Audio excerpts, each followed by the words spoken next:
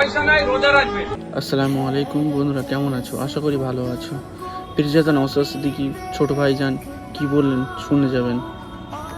ছেলে মেয়েগুলোকে মা পড়াতে হবে, রোজা রাখবেন। তাহলে আপনাদের বলে যাচ্ছি, পয়সা নাই, রোজা রাখবেন। কি বলছি মা, বুঝতে পেরেছেন? অর্থের অভাবে পড়াতে পারছে না, রোজা রাখবেন, খাবেন না সারাদিন, তাও ছেলে মেয়েগুলোকে পড়ান। আর নাহলে আজকে একটা তামান্না গেছে, দেখবেন পুরো গ্রামটা শেষ করে দেবে। আমাদেরকে দিয়ে আমাকে মারাবে, বাইরের লোক আসবে না মারতে আমাকে দিয়ে আমার লোকই মারাবে, কারণ আমার শিক্ষা কম। আমার ছেলের হাতে লাঠি তুলে দিলে সহজ হবে। আমার দাদুরা দেখুন, আপনাদের গ্রামে দেখুন, খারাপ লাগবে, দাদুরা দেখুন কারো নেতার হয়ে লাঠিয়ালগিরি করেছে, এখন বাপেরা লাঠিয়ালগিরি করছে। তারপরে ছেলেগুলোকে আবার দেখুন এরকম বোম বাঁধার বাহিনী বানাবে, তার ছেলেকে বানাবে।